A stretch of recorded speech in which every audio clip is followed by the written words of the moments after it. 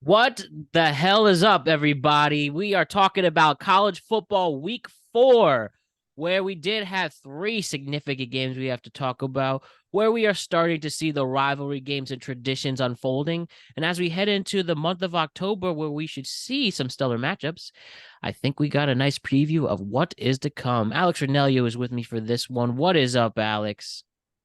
Hey man, happy to be back, brother. Let's talk some college football. Yes, let us talk some college football indeed. I first want to talk about Clemson versus Florida State University, where I witnessed Dabo Sweeney trying to help his team any way possible, whether it is some questionable coaching calls or just going on the field and trying to make a tackle. Clemson Tigers miss a critical field goal. FSU wins.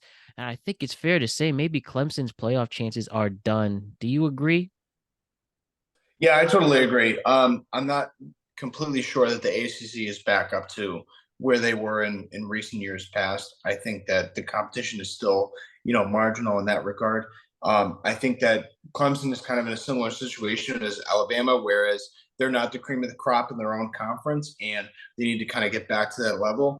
And I think that some of this is just, facing some heavier competition, such as the Florida State, where the recruitment is in their favor for this year and possibly next year moving forward because as we've talked about, the NIL has just been so powerful in shaking up some of the offseason acquisitions. So I think that Clemson is kind of in that realm as Alabama, in that regard. So I think that as well as they may play, I just think that the competition has just gotten that much stiffer. It did get that much stiffer, and but with this I do like the possibility of programs we haven't seen in a while get really good, or programs that were dominant at one point um and getting back into the limelight. Like, it's interesting to see, like, for the U, for instance. I don't know if they'll get back to glory this particular season, but it seems like they're really building something over there. And I like to see how this keeps unfolding, and we really should talk about Florida State. I know they last week they won by the skin of their teeth against Boston College, but and if Clemson makes some better decisions in the game, who knows what happens? But I think Florida State really is a team to look out for the remainder of this college football season, don't you think? 100%. They were dominant against Southern Miss. They were dominant against LSU. I really like their head coach. I think that the sky's the limit with them in terms of the ACC and their competition. Um, I think that we talked about at the early at the early beginning of the stages of the college football preseason picks. I think that positions 3 and 4 in the college football playoff are completely still, up for grabs. And especially with the way that LSU has played and the way that USC has had questions, outside of Caleb Williams and Lincoln Riley, I think that they have a real opportunity to kind of sneak into that 4th spot and maybe even into that 3rd spot. So it's going to be really interesting to see how they run the table with the rest of their schedule because they have a very favorable schedule. Yes, and Jordan Travis is turning into another stellar quarterback that is very Yeah. fun to watch. He doesn't really turn over the ball. Awesome arm. He seems to be very mature in this role. I'm really liking what I'm seeing, and he could be another one of these quarterbacks that might be part of this potentially legendary class to see how things unfold. Maybe he will save one of the many teams in the NFL that clearly needs it. One rhyming with Mets, for instance. Yes, 100%. I totally agree. All right. We also saw Notre Dame lose a thriller against Ohio State. This game was as advertised. I am a little bummed that Notre Dame got the loss and they really can't afford to lose for the rest of the season now. And the big thing to notice, that final play where Notre Dame only had 10 players on the field and that wasn't called for whatever reason. Once again, whether in the pros or in college, the refs seem to be missing critical moments where we have all these cameras and replay. Yep. But what a game that was. And Oh, for a second we thought Marvin Harrison might be injured, but it looks like he will be okay. But it seems a couple times this year the injury bug has teased us. But besides that, I want to talk about the game itself. What did you think about it? And then there's a few other things I want to hit. I think it was as advertised. I think it was unbelievable game from front to start, from start to finish. I thought that Ohio State Ryan Day had a lot of answers to what Notre Dame was trying to do on offense, and I thought that they answered a lot of the counter punches that Notre Dame had to offer. And I think that when you look at the way this game shaked out, I think that Notre Dame showed a lot of promise in terms of how they rank in the hierarchy within that top five, top eight, kind of argument in terms of the power rankings and whatnot. But Ohio State, answered any kind of questions that we had about what the rank is with the Big Ten, and they were unbelievable. It was amazing to see, even with their quarterback situation, what they were able to do in the second half, and being able to answer that deficit in such a timely fashion. It was just a picture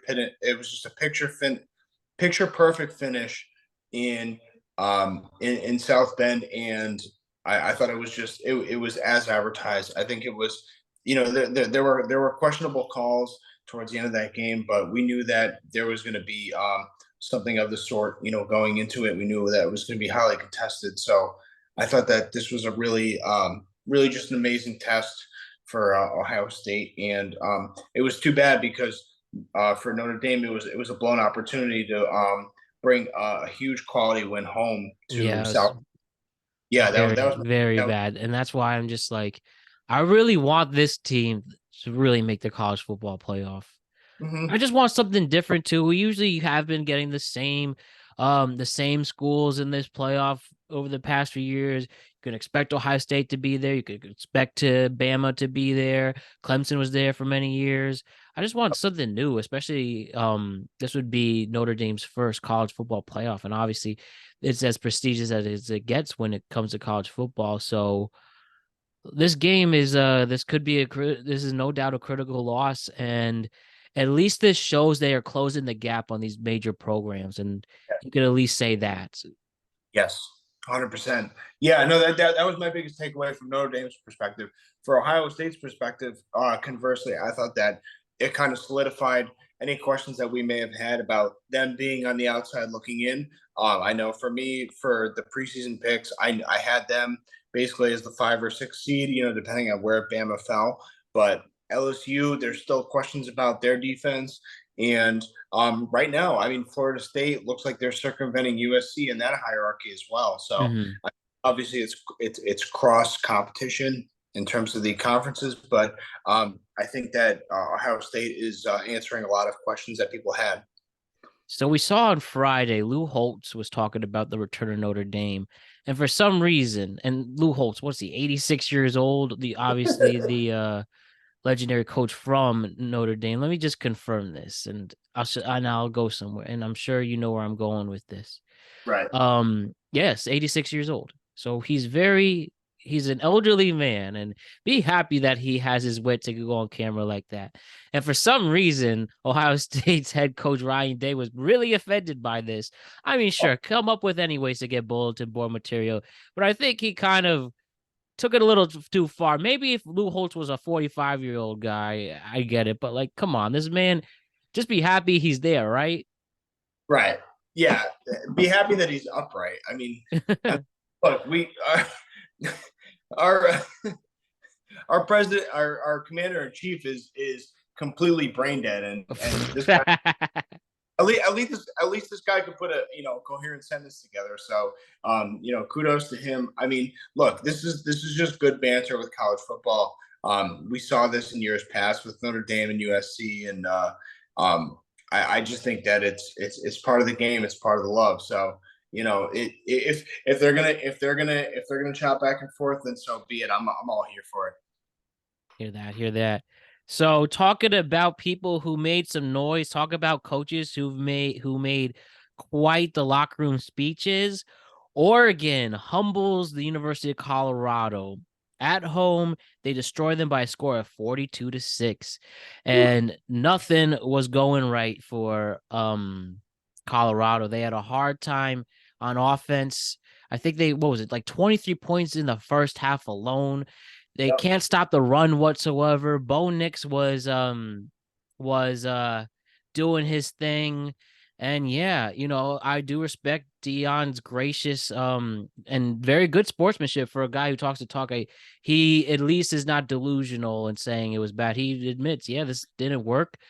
And now as the season progresses, you realize, okay, Colorado, if they really want to be a powerhouse program and he wants to stick with it, they do need to recruit bigger players. They need to have people. I mean, their line's pretty small. They were just eaten up, and they really were humbled in this game. And respect to both teams. I think the coach was justified. I'm sorry, I can't think of his name right now. Oregon coach was justified to feel the way he did. Especially, I knew as soon as I knew as soon as Oregon went to the O at midfield, oh, it's over. They're not gonna win. They're not coming out of this. Bet your whole life savings on that money line. You would have been all set. And the bad karma hit, and um though they obviously still have a very successful season, they'll have a very big matchup, which we'll talk about later. But talk to me about Colorado's humble loss to Oregon. Yeah, well, like you just said, it was completely humbling. They dominated this game from beginning to end. Um, when the coach of Oregon basically said that we don't play for headlines, we play for W's. That was a statement and a testament to how good that roster is. And they knew who they were dealing with when Colorado came into their stadium. Similar to what you said, I mean, it was 42-0 until the fourth quarter. That's all you really need to know. I mean, it was just unbelievable. It was domination from beginning to end. Nico, shout out to him. He called it from the beginning. I thought it Mm-hmm. would be a closer game just Me because too. I did drink some of the juice on Colorado, and I thought they would keep it at least close, even though I was not necessarily picking them to overcome and win this game. But they totally dominated this game. They won time of possession. They won on all three phases of the ball when it comes to offense, and they kept Colorado's offense off the field, and that's all you can really ask for when you're winning all three phases of the game. So, I'll Oregon looks legit. I still think that they have a couple questions to answer if they're going to be considered in the top four conversation, particularly with USC, and we'll see what happens when USC comes to Colorado and see how they match up in that hierarchy with the Pac-12. Yes, when we make our picks, we can branch more a little bit on Yes, Colorado, but regardless, Oregon though looks like that they can really good. really good team and They're maybe a legit. top offensive team in this country as well. They are legit. It give a lot of stock to Bo Nix, and it seems like that Oregon's really been putting out some good quarterbacks. Marcus Mariota Yeah. wins the Heisman there. Obviously, Justin Herbert. Now Bo Mm-hmm. Nix. What's going on in Oregon? I think with the Nike money really is helping them out. I think that's been the case. Yeah, I mean, we know that the Pac-12 has been notorious for overinflated offensive stats, but the fact that the proof is in the pudding with the mechanics and the dynamics of these quarterbacks, it seems like they're being raised well. I think the recruiting class is just good. California has always had a great recruiting pool for a lot of the Pac-12 schools, even if they don't necessarily fill out the roster as such, but they've always kind of had the right recipe when it comes to that in the genealogy. So, Oregon's kind of a lot of the same. I think that a lot of California programs have not necessarily had the right recipe for winning football. And I think that's why you're seeing a lot of the best college football quarterbacks recruiting scouts. A lot of them are going to the Oregons and the Washingtons and the Washington States and programs of that nature, they're going there. They're going to Utah. I think that's why you're seeing a lot of that success up north. No, you makes sense. Makes sense. And they've played. They were in a college. They were in a national championship. There's a good chance you will see them back in the college football playoff. And watch out for the Ducks. And then we'll Oh look ahead to what they have. Were you about to say something? no, I was just gonna echo what you said. Watch out for the Ducks. Oh man. Just give me 1 second. I just have this one story here that I lost, and I can't believe it. Hold up, let me get this. But what other games really stuck out to you over the weekend before I tell you this story? We could talk about UConn, how they're 0-4, embarrassed by Duke at home.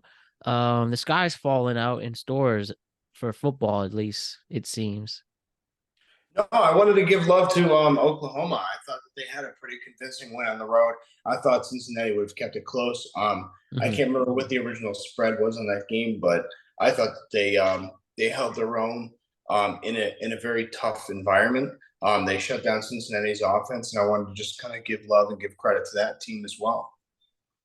Okay, good stuff for it. And are you just going to completely ignore that UConn comment? Yeah, pretty much. Yep. Let's move on. Oh man. The Huskies. Terrible dog shit. Oh, well, I don't know. No good. There's the other teams can have practice games too against them. All right, here I want to talk about this. I didn't expect to talk about New Mexico's in-state rivalry game, but a video obtained by KOB4 appears to show New Mexico State starting quarterback Diego Pavia urinating on the logo of the University of New Mexico. In Oh, this video, it appears Pavia is urinating on the logo midfield of the indoor practice facility. How he got there, I don't know. This is something that is for high schoolers. What a dumb ass story. And we'll find the New Mexico and New Mexico State line. You gotta definitely take the I don't the Aggies on this one. Like what the hell, Alex? oh God. I don't know. Did you hear the Yeah. story? No, I didn't hear about the story. Fill me in a little bit.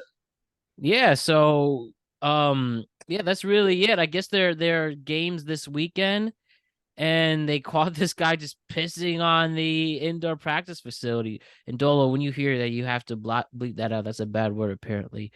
But we have the. I have a quote here.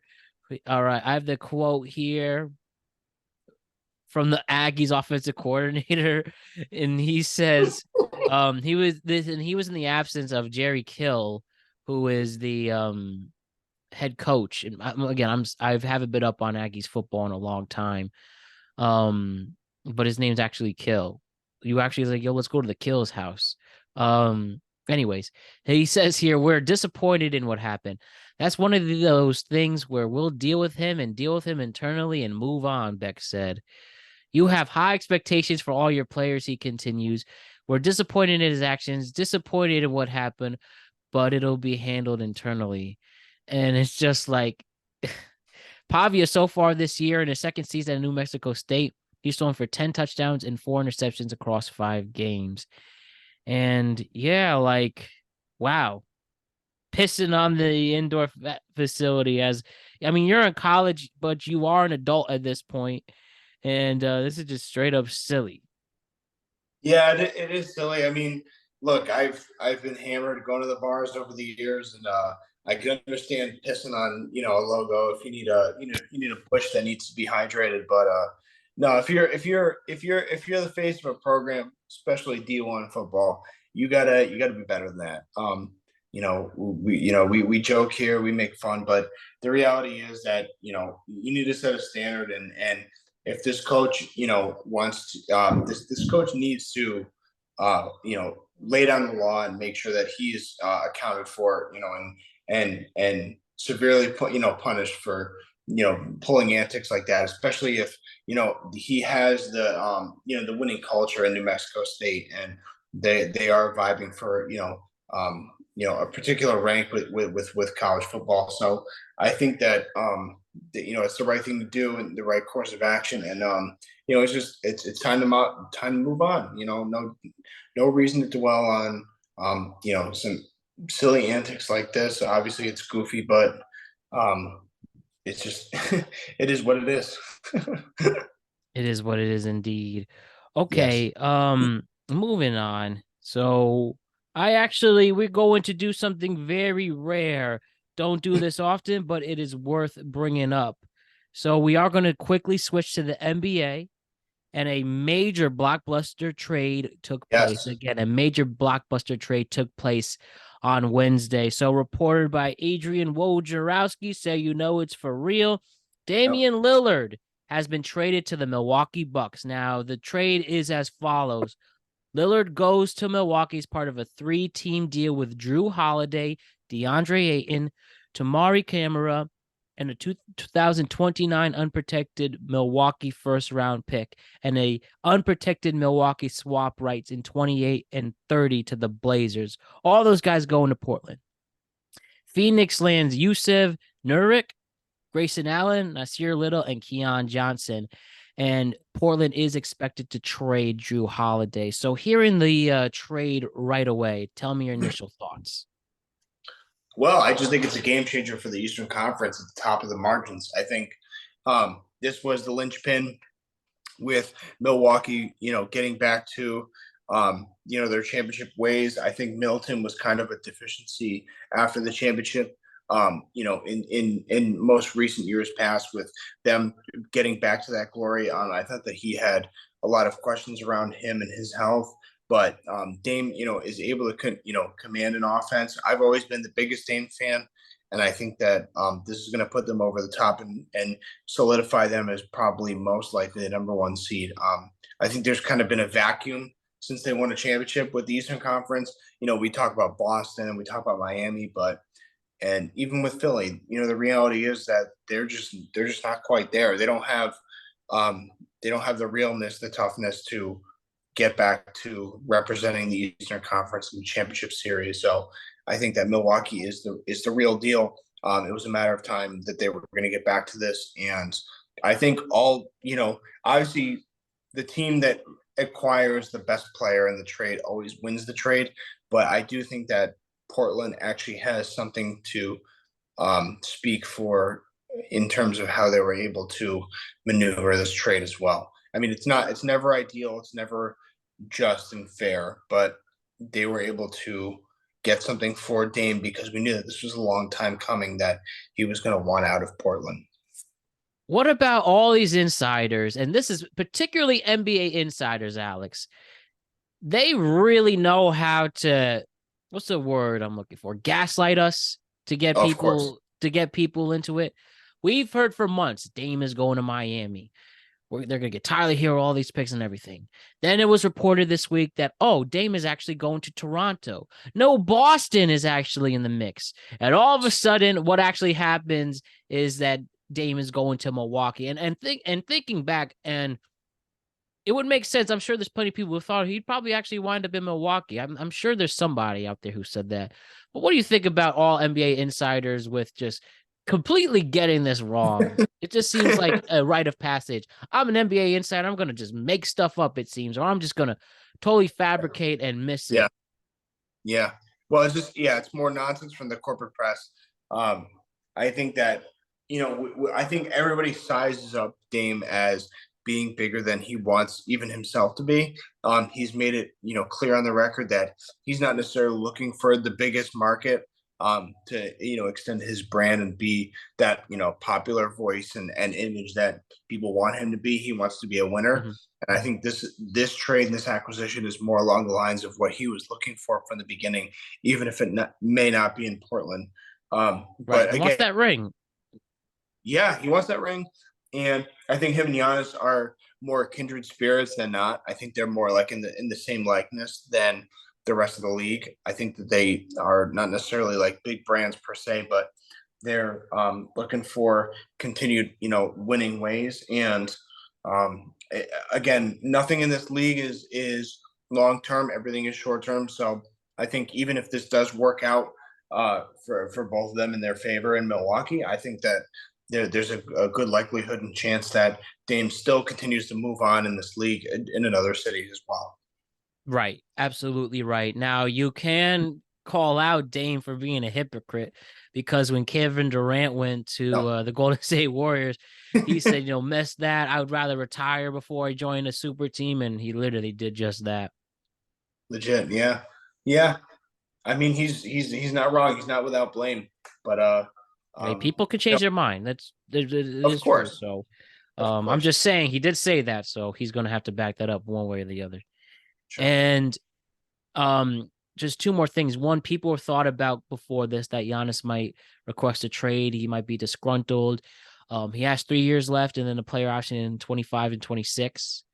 So, though again, they haven't played a minute yet in the league. Who knows? Maybe they don't have any chemistry. We're gonna have to ultimately see.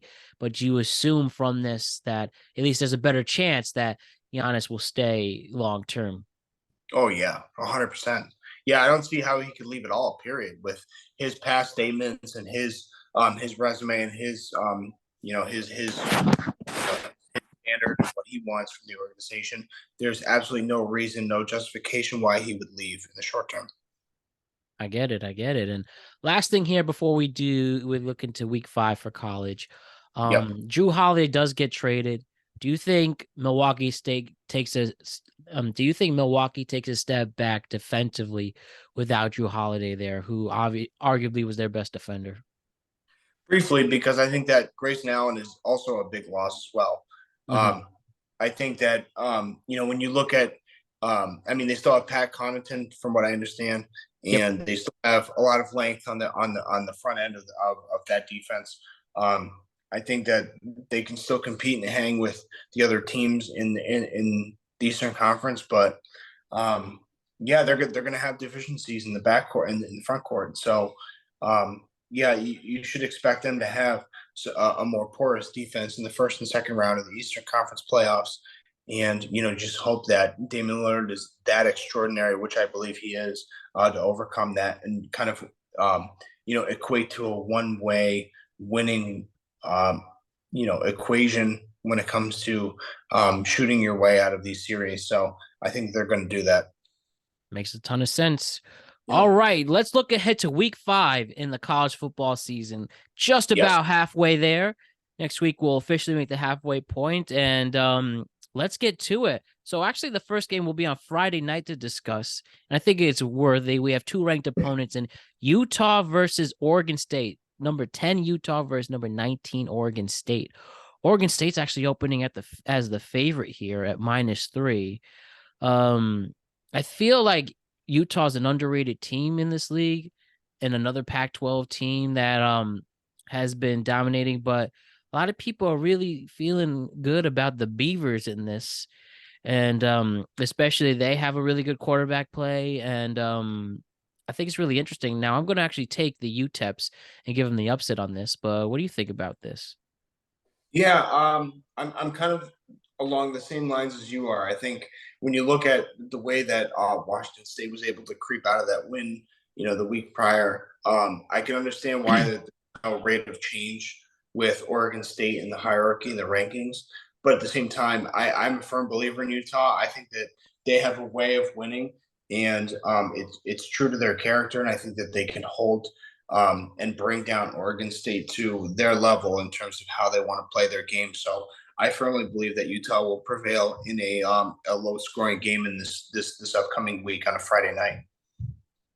All right, now we'll start on Saturday. So 12 p.m.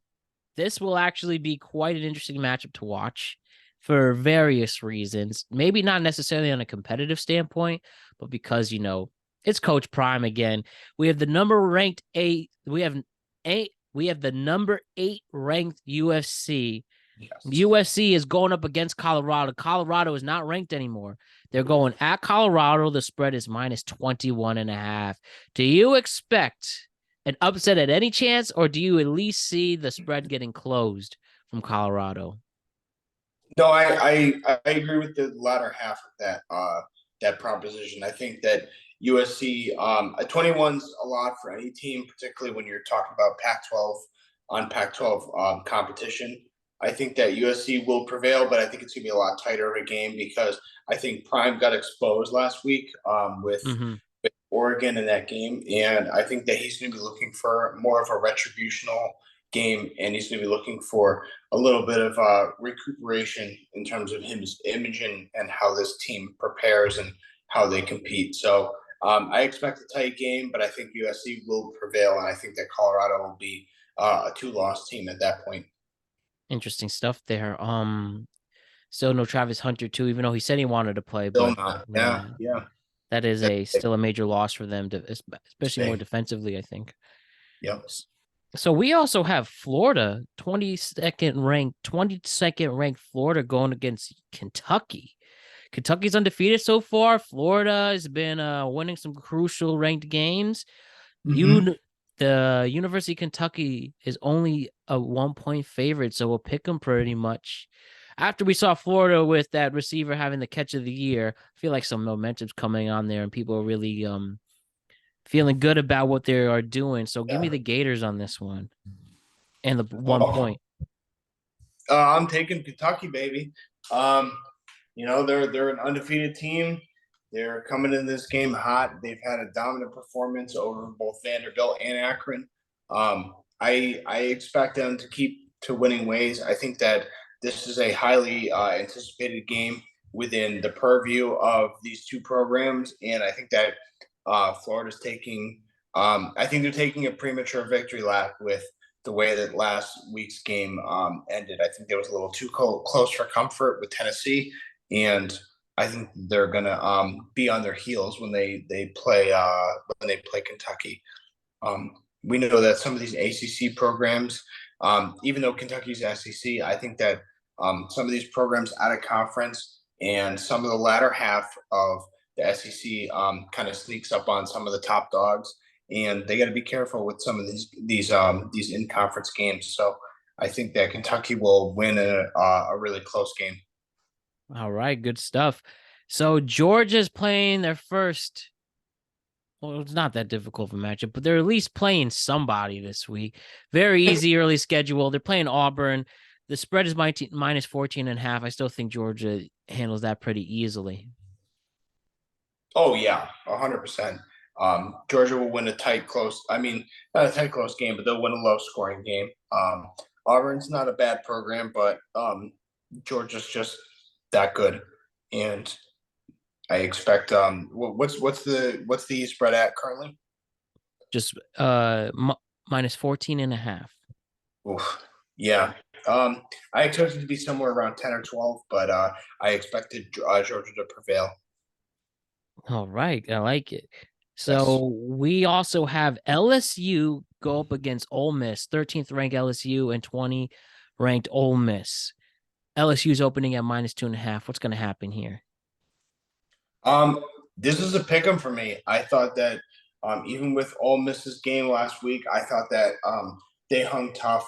I thought this was a great game for them, and um, I fully expect a game down to the wire with LSU and Ole Miss. I think that this is a really difficult game for me to pick. It was top of my list going into this weekend, and um, I would pick LSU by a field goal in Ole Miss. I think that it's really too close for comfort either way. But both teams are high powered on offense. Lane Kiffin and Brian Kelly are made men in this league, and it's going to be interesting to see that coaching battle from sideline to sideline. I think this is really exciting to see.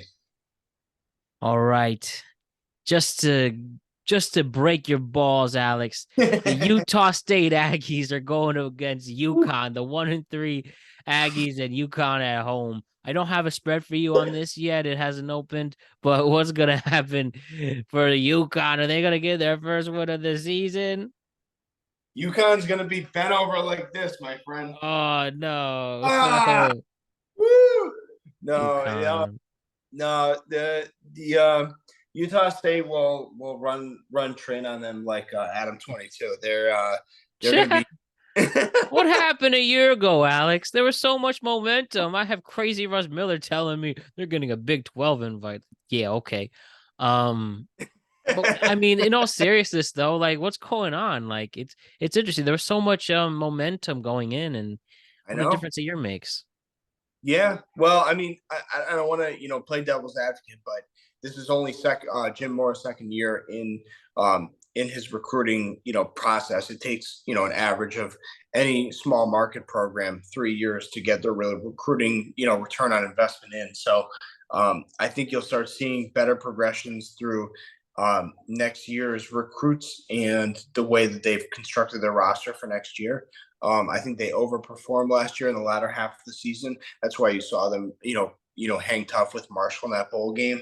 But it is sad to see them kind of regress closer to where I, kind of expected this program to be. I think everybody kind of thought that they'd be a little more ahead of schedule, but they're just not quite there, and it's going to take some time to get back to their winning ways. So if they can keep this game competitive, that's all you can really ask for.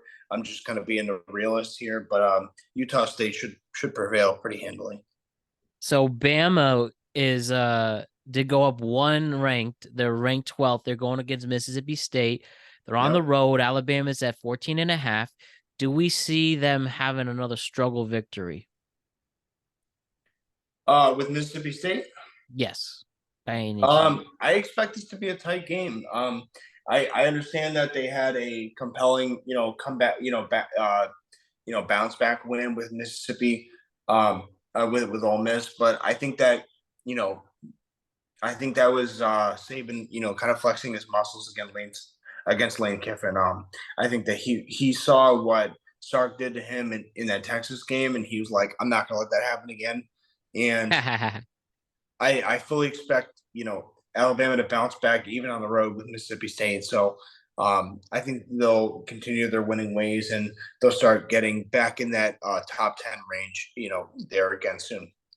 All right, great. And then the last game I want to talk about before we wrap things up is Notre Dame at 11 is going to Duke at 7, who are ranked 17. So number 11th ranked Notre Dame going against 17th ranked Duke. Notre Dame's opening at 6 points, and it seems like there might be some added pressure. So having said that, does the Fighting Irish stick up to the challenge? I think they are. I think they could hit the spread, and I think they'll be able to have a bounce back game again. Just a few things, just especially football.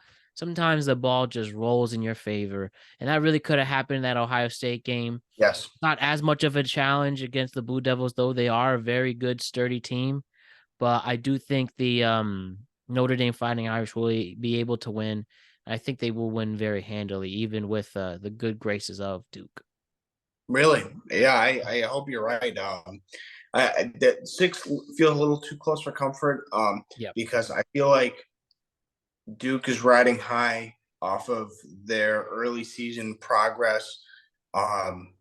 And I think Notre Dame is kind of sulking on a difficult, heartbreaking Ohio State loss. So I hope you're right that the way that they expound and expunge some of that loss is, extra motivation to have a big bounce back win. But I just don't know how they're going to react in this game, especially with a new coach.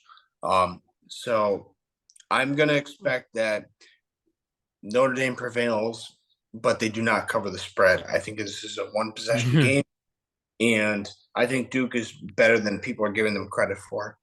Well, it's going to be very interesting to see how this game shakes out. I agree with you on the shakeout.